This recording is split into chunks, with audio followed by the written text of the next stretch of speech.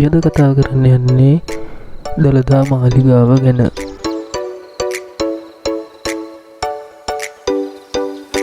ශ්‍රී දළදා මාලිගාව ශ්‍රී ලංකාවේ බෞද්ධයන්ගේ අතිශය පූජනීය ස්ථානයක් වන අතර බුද්ධ ශ්‍රමණ ගෞතමයන්ගේ දළදා වහන්සේ සුරක්ෂිතව තැන්පත් කර ඇති බව පූජස්ථානයක් ලෙස ලෝක ප්‍රසිද්ධ වෙනවා. මේ මහනුවර නගරයේ පිහිටා ඇති අතර යුනෙස්කෝ ලෝක උරුමයක් ලෙසද මේ නම් කරලා තියෙනවා.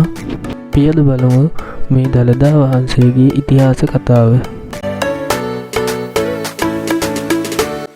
බුද්ධ පරිනිර්වාණයෙන් පසු දළදා වහන්සේ ඉන්දියාවේ කාලිංග රාජධානිය තුළ රැකබලාගත් අතර ක්‍රිස්තු පූර්ව 4 වන සියවසේදී හේමමාලා දේවිය හා දන්ත කුමරු විසින් දළදා වහන්සේ ශ්‍රී ලංකාවට රහසේ ගෙනා බව ඉතිහාස කතාවල සඳහන් වෙනවා.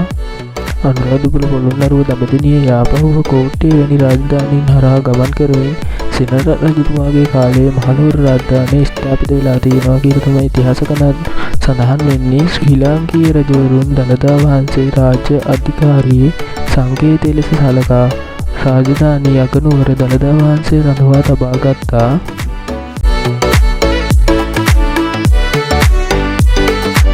ගොඩනැගිල්ල වඩුමලු පත්තිරිප්පුව දිවුරු මණ්ඩපය නත්ත දේවාලය විෂ්ණු දේවාලය පල්ලියාර මළුවෙනි කොටස් වලින් නඩංගු වෙලා තියෙනවා.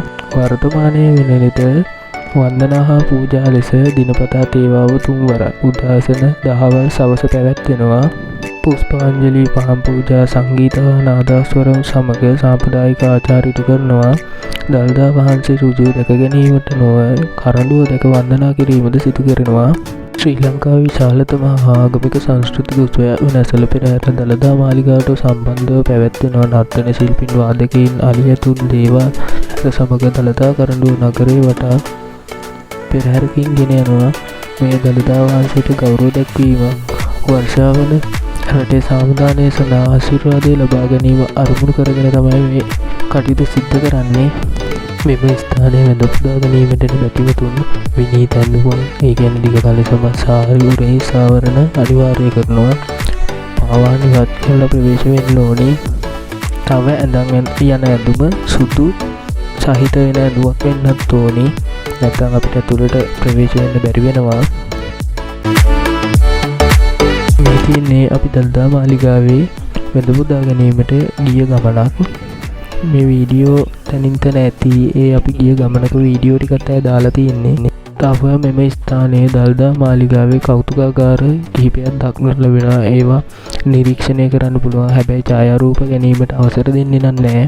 ඒ නිසා විනීතව හැසිරීලා එම ස්ථාන දැක බලාගෙන පැමිණෙන්න කියලා මම ඉල්ලීමක් කරනවා.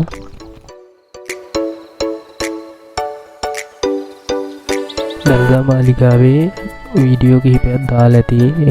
අපි ගියා දළදා මාලිගාව වැඳ පුදා ගන්න 2025 12යි 13 වෙනිදා තමයි අපි දළදා මාලිගාව වැඳ පුදා ගැනීමට ගියේ.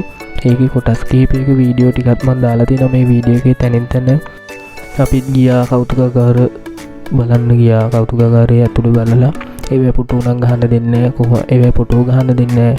ඒ නිසා අපි ඒක නිරීක්ෂණය කරලා දළදා මාලිගාව වැඳ පුදාගෙන අපි යන දවසේ පොඩි වැසීබර කාලගුණයක් තමයි තිබුණේ. හැබැයි හවස් වෙද්දී චුට්ටක් ඒක අඩු වුණා. ඒත් තව ටිකක් වෙලා යනකොට ඒක පොඩ්ඩක් වැඩි වුණා. ඒත් නුවර වටේ පොඩ්ඩක් නුවරට ගිහිල්ලා අපි ඊට පස්සේ එන්න පිටත් වුණා.